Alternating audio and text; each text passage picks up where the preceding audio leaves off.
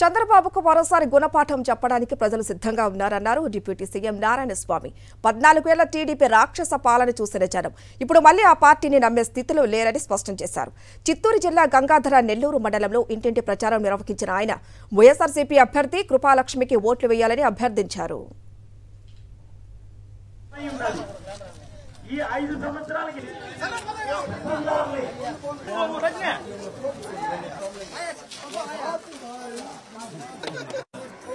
జై జగన్ జై జగన్ జై జగన్ జై జగన్ జై జగన్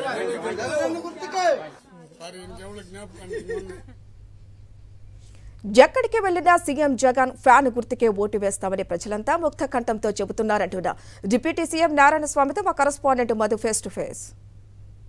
చిత్తూరు జిల్లా గంగాధర నెల్లూరు నియోజకవర్గంలో వైఎస్ఆర్ కాంగ్రెస్ పార్టీ అభ్యర్థి కృపాలక్ష్మి గారు పెద్ద ఎత్తున ప్రచారం నిర్వహిస్తున్నారు. ఆమెకు మద్దతుగా ఆయన తండ్రి ఎవరైతే ఉన్నారో డిప్యూటీ సీఎం నారాయణస్వామి కూడా మండలం ఇంటింటా ప్రచారం నిర్వహించడం జరుగుతుంది. ప్రస్తుతం నారాయణస్వామి గారు మనతో ఉన్నారు, వారితో మాట్లాడించే ప్రయత్నం చేద్దాం. ఏ విధంగా చూడాలి సార్? రాష్ట్రంలో తిరుగుబాటు మొదలైందని చంద్రబాబు అంటున్నాడు. చంద్రబాబు పైన తిరుగుబాటు మొదలైంది వాస్తవం.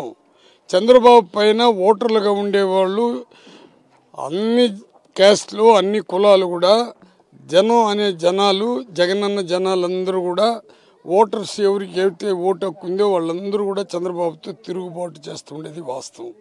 ఎందుకంటే చంద్రబాబు మేనిఫెస్టోని రాక్షస మేనిఫెస్టోలుగా భావిస్తుండరు.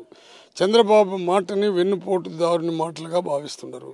చంద్రబాబు యొక్క ఎవరితో వస్తుండారంటే ఎన్ఆర్ఐ వాళ్ళతో, కోటీశ్వరులతో, భూ కబ్జాలతో, పేదవాళ్ళ యొక్క అభివృద్ధిని చూసి ఓర్చుకోలేని వాళ్ళతో, విద్యకి ఇంపార్టెంట్ ఇవని వాళ్ళతో కలిసి చంద్రబాబు మాట్లాడేదానివల్ల ప్రజలందరూ చంద్రబాబుని అసహించుకునేదానికి రెడీ అయినారు. కృపాలక్ష్మి గారికి ఎలాంటి మద్దతు లభిస్తుంది? స్పందన ఏ విధంగా? కృపాలక్ష్మి గారికి మద్దతు అనేదానికన్నా ఎంత పెద్ద కోటీశ్వరుడైనా ఎంత బలవంతుడైనా వైఎస్ఆర్ పార్టీలో నిలబడిన వాళ్ళు ఎవ్వరు కూడా గ్రామాలకు పోయినప్పుడు, ఇంటింటికి పోయినప్పుడు ఎవరికమ్మా ఓటు వేస్తారంటే క్యాండిడేట్ కృపాలక్ష్మి అని చెప్పి, రెడ్డప్ప ఎంపీ అని చెప్పి ఎవరు అనుకోవట్లే.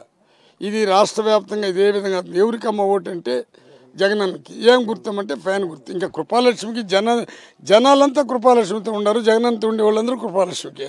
ఏదైతే తల్లినే చనిపోయినప్పుడు, తండ్రి చనిపోయినప్పుడు కనీస గడ్డం కూడా తీయని చంద్రబాబు నాయుడు ప్రజలకు ఏ న్యాయం చేస్తారనేసి స్పష్టం చేశారు. జర్నలిస్టు శ్రీకాంత్, మసూద్ రెడ్డి, సాక్షి టీవీ, గంగాధర నెల్లూరు.